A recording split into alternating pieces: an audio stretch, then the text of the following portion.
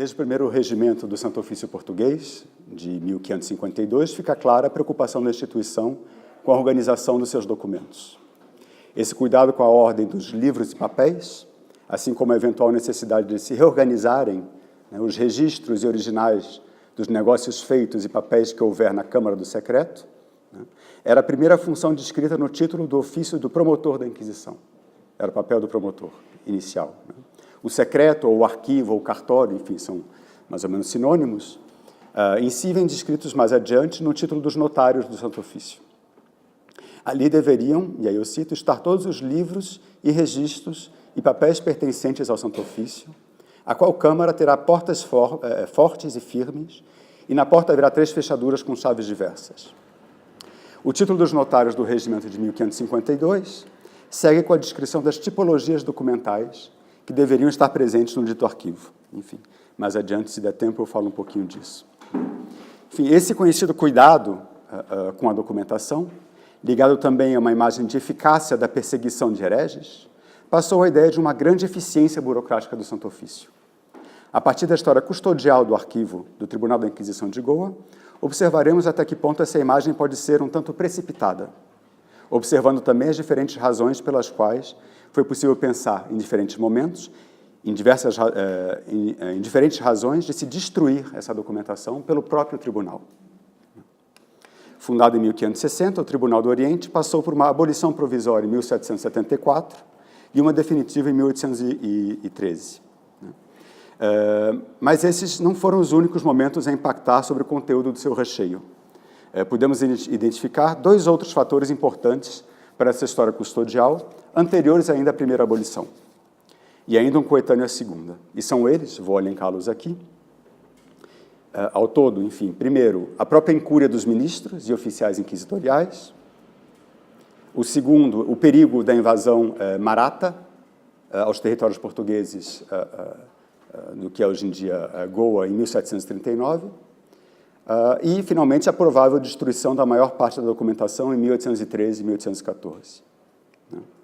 Esses dados são todos conhecidos há muito tempo, sobretudo pelos mais dramáticos, a invasão maratha e a destruição final, revelados por Miguel Vicente de Abreu, em anexo à tradução que ele fez da relação do Charles Delon, publicada em 1866, e por Panduronga Pissurvenkar, na introdução do seu roteiro dos arquivos da Índia Portuguesa, ambos citando documentação dos livros das Monções do Reino, do próprio arquivo histórico de Goa. Eu vou aqui, então, retomar esses episódios para mostrar que, no momento da extinção final do tribunal, seus arquivos deviam estar longe de conter a totalidade dos processos por ele julgados em seus 252 anos de existência. O que, obviamente, não diminui em nada a falta que a documentação faz, não é? A documentação, porventura, remanescente ainda em 1812, quando se tenta reconstituir minimamente a história da existência e ação do Tribunal Indiano do Santo Ofício.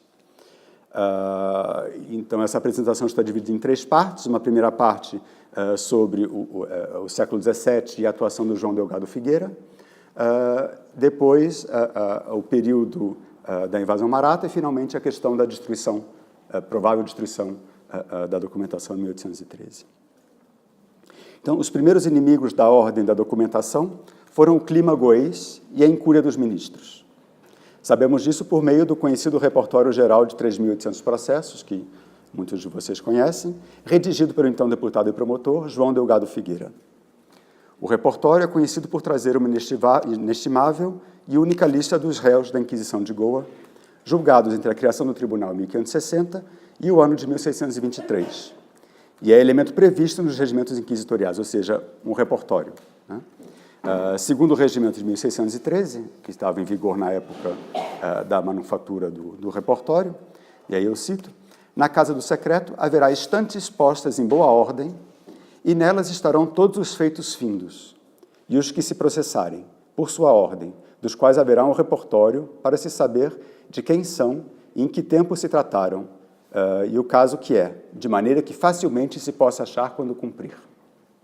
Fim de citação. No entanto, o próprio documento, o próprio repertório, né, que é o equivalente de um índice da documentação processual do tribunal, não é uma lista de réus, é um índice de documentação, da documentação processual do tribunal, não só de réus por causas de fé, inclusive, né, dá conta de como, naquele então, o arquivo já se encontrava falho. O repertório foi o resultado de um grande trabalho, por parte de João Delgado Figueira, de organização da documentação, que se encontrava, quando da sua chegada à Índia, muito confusa. Isso é afirmado em todas as letras no certificado de autenticidade assinada pelos notários do tribunal, anexo ao documento, e eu cito: por nós assinada, certificamos, os padres tal e tal e tal, que este repertório fez o licenciado João Delgado Figueira, por não haver neste secreto e estarem os feitos todos confusos, os quais viu e consertou pela ordem que neste repertório vão, o que foi em muita utilidade de todos os ministros, por terem por ele presentes todos os feitos e se poderem aproveitar deles nos exemplos necessários. Muito interessante, eles próprios falam da importância, né, da documentação finda, né? E porque tudo foi feito em nossa presença, com muito trabalho e curiosidade do doutor licenciado, reformando alguns feitos que já com velhice se iam consumindo. Ou seja, já havia documentos que tinham sido comidos de bicho, molhado, perdidos, enfim, né? E esta confusão dos feitos, fim de citação já, né, ou mau estado de conservação da documentação, passados 60 anos da fundação do tribunal, surge, enfim, vários momentos do repertório, aqui vou dar um exemplo único, né? O verbete, por exemplo, relativo a Belchior Rodrigues, e a única menção que existe lá é cujas confrontações se não sabem por se achar somente o fim do processo. Ou seja, só havia ali provavelmente a sentença, ou nem isso, e pronto, não há mais nenhuma outra informação ali, né? Muitos outros verbetes apresentam informações lacônicas, o que aponta indiretamente para a subsistência, na época, de apenas parte do respectivo processo.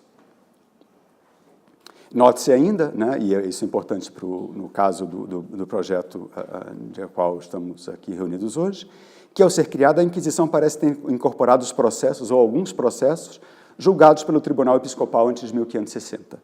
Na verdade, tem um caso só que aparece ali no repertório, né? No entanto, também, de modo muito fragmentar, ou seja, a gente não permite, não se pode afirmar categoricamente que essa documentação foi realmente toda incorporada ao arquivo da Inquisição, né? Enfim, em todo caso, esses documentos lacunares fazem suspeitar que processos inteiros já teriam desaparecido em 1623, né? Enfim, daria para dar exemplos aqui, mas não vem ao caso agora, né?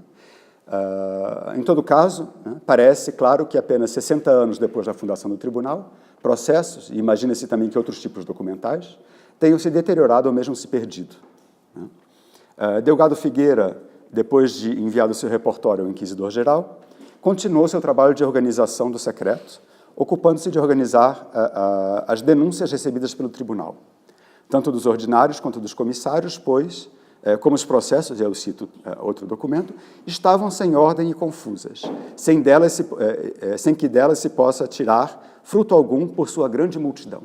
Ou seja, a correspondência toda recebida pelos inquisidores estava muito confusa em 1623. Segundo uma carta dos inquisidores de Goa, o promotor as organizou de modo bastante minucioso, separando-as não só cronologicamente, mas também por distritos, o que não parece ter sido o caso em nenhum outro tribunal, né, do reino. Com efeito, no arranjo atual da documentação dos arquivos inquisitoriais na Torre do Tombo, que, grosso modo, me parece, segue a tipologia de época, não se percebe detalhe respeitado no arquivo da correspondência de Goa, né? Ali, no arquivo de Goa, reorganizado pelo Delgado Figueira, enfim, além de 11 livros de registros gerais de denúncias, numerados sequencialmente somente até a época do Delgado Figueira, ou seja, até a época dele eram livros de denúncia geral, e ele começou a organizar, a partir de então, os livros de um modo mais ou menos errático, né, por região. Então, há livros de denúncia de Moçambique, havia, não é? Infelizmente, cadernos de culpas de Goa, Cananor, Mangalore, Honor, Bacelor, Hormuz, Mascate, 2 livros com culpas da cidade de São Tomé de Meliapor, enfim, e assim por diante, né? Vários volumes sobre a China e Japão, Colombo, né? Enfim, as datações desses volumes, que, enfim, são conhecidos, a listagem por um documento de 1774, no momento da primeira abolição do tribunal, né? Referidas no inventário, então, do cartório goês, no entanto, não atingem o século XVIII. apontando, quem sabe, para uma displicência das gerações de promotores que se seguiram a Delgado Figueira. Então, ele começou a organizar essa documentação, essas cartas, a correspondência, mas depois essa organização por região também se desfez. Ou seja, a organização dos arquivos depende muito dos responsáveis por ela. É uma coisa óbvia que eu estou dizendo aqui, mas é bom lembrar. Não é? Eu passo agora para a segunda parte, que vai tratar de uma das razões para se destruir a documentação inquisitorial. E no primeiro caso são as invasões de inimigos. Né? Então, mais de 100 anos depois do trabalho exemplar de organização do João Delgado Figueira, e ele foi muito elogiado pelos inquisidores quando escreveram para Lisboa, né? E disseram, por exemplo, que não há secreto em todo o Santo Ofício mais concertado que está este, de Goa. E esses inquisidores, eles haviam, pelo menos, servido algum tempo, às vezes, quem sabe, como deputado ou como quase estagiário no Tribunal de Lisboa antes de ir para Goa, então eles sabiam um pouco da organização. Né? Então, mais de 100 anos do trabalho do João Delgado Figueira, um episódio externo ao tribunal, a dramática possibilidade de invasão de Goa pelos Marathas em 1738, causou a destruição parcial da documentação, assim como a desorganização dos documentos remanescentes. Tendo em conta as incertezas causadas pelo contexto de guerra, o secretário do Conselho Geral enviou instruções precisas do que fazer em caso de perigo, junto à carta enviada pelos inquisidores no Tribunal indiano na monção de 1738. Então, em 23 de janeiro de 1739, os Marathas, tendo já invadido uma parte dos territórios portugueses, estando em Salsete, o inquisidor Antônio do Amaral Coutinho decidiu abrir a carta, uma carta lacrada, né, que devia ser aberta somente em caso de perigo. Né? E a carta dizia apenas que, em caso de perigo iminente, o cerco da ilha de Goa, é o que diz o documento, o recheio do secreto fosse acondicionado em caixões e embarcado, e aí eu cito, seguindo a mesma resolução que virem tomar os prelados e ministros del rei. Né? Enfim, eu não fui pesquisar a informação do que foi feito com a documentação régia e episcopal, né? Mas, em todo caso, o que aconteceu com a documentação inquisitorial foi que, e aí eu cito o documento, né, que foi um registro feito pelo notário da Inquisição, assim, pela dita causa, como pelo receio que havia de que o dito inimigo invadisse Goa, estando presentes os senhores inquisidores e promotores, tinham 2 promotores em Goa nessa época, tal era a quantidade de processos que eles tinham que tratar, né? O que visto que nela se continha, ou seja, aquela carta lacrada, né? E o justo receio que havia de que o dito inimigo invadisse Goa na semana seguinte, mandou o senhor inquisidor-presidente meter em caixões os regimentos, repertórios, prata da capela e ornamentos, e a quantidade de processos que pôde dos mais modernos, e os remeteu para a Praça de Mormugão, com o cofre e o dinheiro que sobejou do pagamento dos quartéis. Enfim. Um pouco mais de um mês depois disso, em 7 de março, o inquisidor Antônio do Amaral Coutinho mandou tirar a documentação remanescente do secreto, e lá ele estava sozinho no tribunal, porque os colegas já tinham ido para Mormugão, o outro inquisidor e os deputados, né? E ele sozinho decidiu mandar, e aí eu cito o outro documento, o fato que restava para o baluarte da Aguada, uma fortaleza mais próxima do que era a Velha Goa, né? E a armação da casa do despacho em uma arca que pôde achar.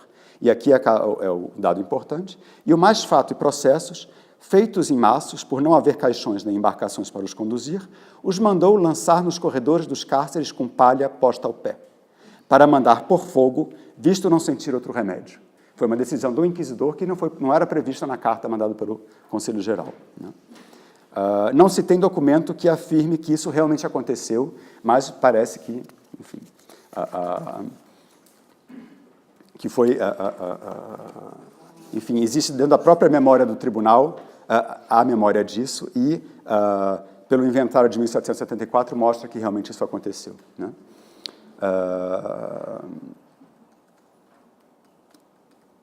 Enfim, isso é citado justamente nesse inventário de 1774, que foi feito na época da primeira abolição do tribunal, né? Só que o inventário inverte as coisas, né? Ele diz que o inquisidor mandou primeiro separou a documentação, mandou queimar, e o remanescente foi mandado para Mormugão, quando o caso é o contrário, né? E o acontecido não é mencionado no inventário de 74, apenas como fato anedótico, mas como explicação para a grande desorganização em que ficou a documentação inquisitorial. Como eu já disse, o inventário de 1774 dá conta dessa perda. Um exemplo flagrante disso, enfim, tem vários outros, na lista de penitenciados do Auto da Fé, celebrado na sede de Goa em setembro de 1717, enfim, essas listas estão na Biblioteca Nacional de Lisboa, por exemplo, né? Contam-se 123 réus sentenciados em 1717. O inventário do secreto de Goa, nesse inventário de 74, não havia mais do que 4 processos referentes àquele ano, ou seja, todos os outros devem ter sido queimados com a palha ali nos corredores do tribunal, né? Depois do episódio da invasão maratha, que acabou não se efetuando, os marathas não chegaram a invadir realmente a cidade de Goa, né? Os processos com a volta à normalidade, né? Os processos mais antigos, do século XVI e XVII, que estavam organizados por autos da fé em ordem alfabética, foram arrumados de forma aleatória por séculos. E é interessante notar que, se muitos processos das décadas anteriores à invasão se perderam, em 1774 contavam-se ainda no secreto 1.225 processos completos do século XVI. Quando o repertório de 1623, esse número era de 1.474, ou seja, uma perda relativamente pouco importante nesses mais de 100 anos, né, de pouco mais de 17%. Ou seja, com a invasão maratha se perdeu muito mais documentação próxima ao período da invasão, ou seja, do começo do século XVIII, do que aquela documentação mais antiga. O documento de 1774 dá uma ideia exata do estado do cartório da Inquisição de Goa àquela data, né, da primeira abolição. Nele, os processos dos séculos XVI e XVII são listados nominalmente, mas sem ordem, completamente a esmo. Aqueles do século XVIII seguem a ordem indicada no regimento de 1640, por auto da fé. A listagem também descreve sumariamente os diferentes livros do secreto, dando a ver uma tentativa original, mesmo que frustrada no fim das contas, como eu já mencionei, de organização da correspondência de acordo com a sua origem. Enfim, eu vou resumir um pouco essa parte. O que acontece com a primeira abolição em 1774 se faz aquele repertório todo, aquela relação toda da documentação, e a documentação é toda inteira remetida para Lisboa, né? Foi uma ordem recebida do Conselho Geral, do Inquisidor Geral, que a documentação fosse mandada para Lisboa, né? Nem os originais guardados na Biblioteca Nacional do Rio de Janeiro, que subsistem, são os únicos documentos que subsistem, originais, do cartório da Inquisição de Goa, né? Nem as cópias das cartas enviadas pelo Conselho Geral aos inquisidores que estão na Torre do Tombo dão conta da recepção da documentação em Lisboa, né? Sabe-se apenas que ela foi transportada por naus da coroa. Em todo caso, quer dizer, tem documentos que dizem quantas caixas foram, a documentação foi acondicionada, quando, em 1778, o tribunal indiano é recriado, né? Isso implicou o reenvio do cartório do tribunal de volta para Goa, né? O que se efetiva só em 1782, ou seja, durante 4 anos os inquisidores trabalham sem a documentação anterior, né?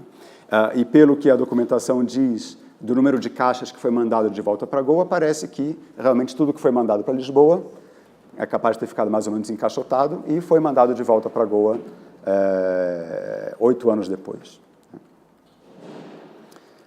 E agora eu passo para a última parte, de outras razões, né, para se destruir a documentação inquisitorial, a honra dos réus e a extinção definitiva, ou seja, uma questão simbólica, a extinção definitiva do tribunal. A mesa indiana foi novamente suprimida por carta do príncipe regente Dom Pedro, datada de 16 de junho de 1812, e na carta ele comunicava ao vice-rei, o conde de Sarzedas, a ordem de extinguir o tribunal, e eu cito, para sempre. Isso está no documento. Se no decorrer da primeira supressão sugerida pelo próprio inquisidor-geral, a Inquisição ainda tinha um certo grau, ou pelo menos uma aparência de autonomia, a situação era completamente diferente uma geração depois. Essa supressão para sempre do tribunal foi decidida diretamente pelo príncipe regente no contexto da dependência do poderio britânico. A decisão sobre o que fazer com os papéis do tribunal foi tomada entre o príncipe regente no Rio de Janeiro e o vice-rei em Goa, evidentemente sem que o inquisidor-geral ou o conselho-geral tenham sido consultados. Bom, é claro que o Dom José Maria de Melo estava sob custódia em Baiona, meio difícil de saber o que ele achava da coisa, e a Inquisição no Reino paralisada.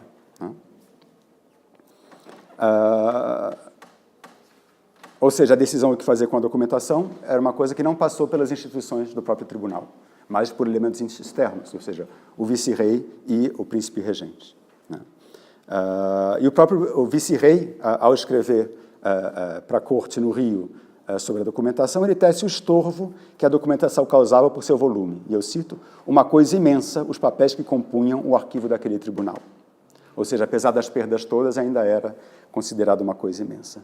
E também o temor que ela pudesse servir, e eu cito outra vez, se acaso não se guardassem com todo cuidado para difamarem, ainda mesmo falsamente, todas as famílias do Estado e cevarem por estas ocasiões inimizades e intrigas de que o país tanto abunda.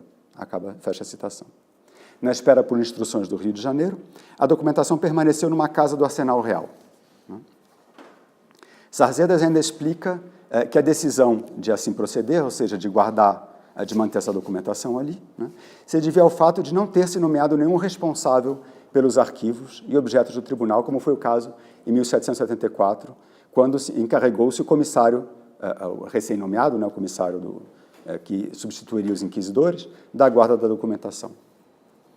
É interessante notar que, apesar de ter tido acesso ao que se procedeu quando da primeira extinção, o vice-rei parece não ter compreendido que o arquivo inquisitorial foi, naquela ocasião, inteiramente transferido para Lisboa. Pela correspondência, parece que, segundo as cartas que ele trocou com a corte, que a documentação tinha ficado, durante aquele tempo, entre 1774 e 1782, tinha ficado ali em Goa. Ele, pelo jeito, não se deu conta que tinha ido para Lisboa.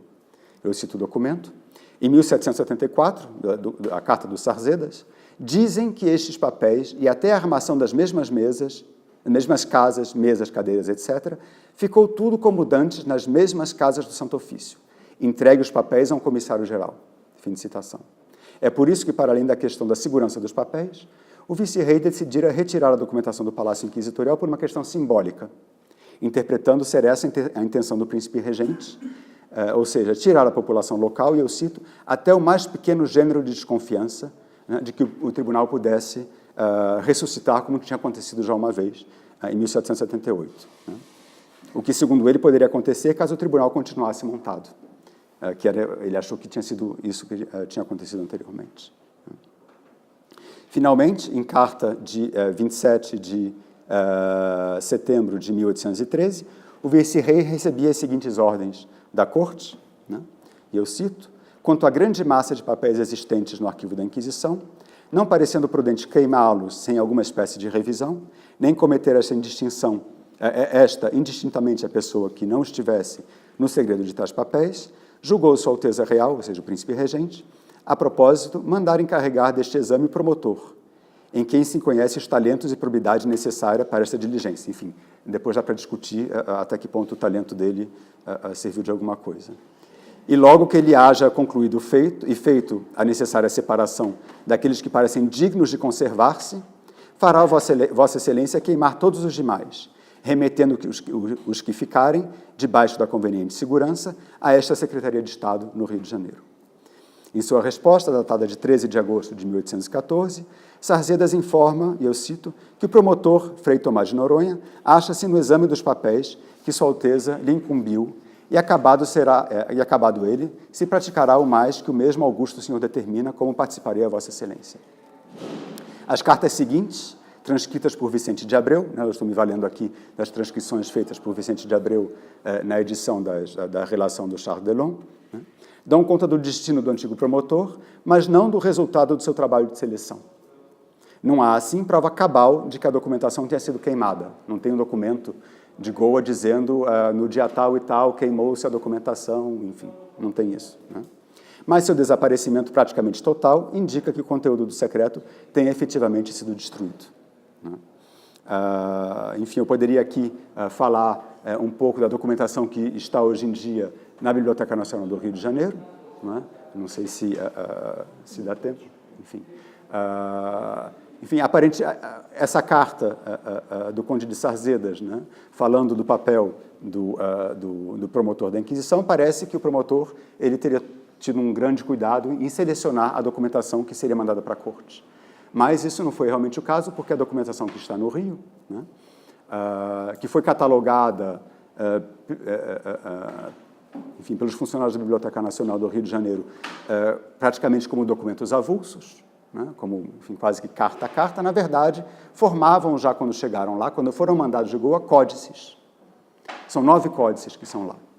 Mas, na verdade, os 6 primeiros, ou os 7 primeiros, são códices simplesmente da correspondência recebida do Conselho Geral pelos inquisidores de Goa. E que se tem um pouco o espelho na Torre do Tombo, com alguma documentação a mais. Só os 2 últimos volumes é que são de documentação um pouco mais variada, menos seriada do ponto de vista cronológico também. Inclusive, eu encontrei, há alguns anos, um outro volume que não faz parte desses 9 primeiros, que é um catálogo desses 7 primeiros volumes, que estava mal catalogado como sendo um documento referente à Inquisição em Minas Gerais, porque tinha alguma coisa do Pilar, mas era o promotor João do Pilar que tinha feito isso em Goa, e acharam que era a Vila do Pilar em Minas Gerais, enfim. Já foi catalogado novamente, então é muito interessante de ver esse documento, porque comprova que a documentação foi mandada para o Rio de Janeiro já com uma orgânica bem específica. Ou seja, o trabalho de seleção daquele promotor ali não foi grandes coisas, no fim das contas. Enfim, em relação a uma documentação que, na verdade, existe uma boa parte dela existe em cópia na Torre do Tombo, mas existe também muita documentação interessante original que não se encontra na Torre do Tombo. Enfim, e para concluir, a história do secreto do Tribunal da Inquisição de Goa não foi assim das mais pacíficas e serve, de modo inusitado, para se repassar as possíveis justificativas para a destruição da sua documentação, para muito além do lugar comum da ira popular, que na época da abolição dos tribunais inquisitoriais, a turba teria invadido os tribunais e queimado a documentação, mas foi raramente o caso. O resguardo do seu conteúdo frente a possíveis saques inimigos, o resguardo, mais tardiamente, da honra e fama das pessoas que passaram por seus cárceres e, finalmente, a vontade de apagamento da própria memória do tribunal podem ser evocados como motivos para essa destruição. Alguns postos em evidência pela própria instituição, outros pelos governos liberais em vigor na época da sua abolição. Os processos de abolição dos diferentes tribunais inquisitoriais, tanto ibéricos quanto italianos, trazem de modo disperso essas justificativas. Parte da documentação do Tribunal de Cartagena de Índias, por exemplo, parece ter sido destruída pelos próprios inquisidores no conturbado contexto da independência da Colômbia. O cartório do Tribunal de Palermo, por sua vez, foi destruído após consulta ao rei, com a justificativa de se destruir com ele a memória do tribunal e evitar a infâmia dos condenados e de seus descendentes. Apenas 2 exemplos que mostram que a história e o destino dos arquivos do Tribunal de Goa não foram exceção. Obrigado.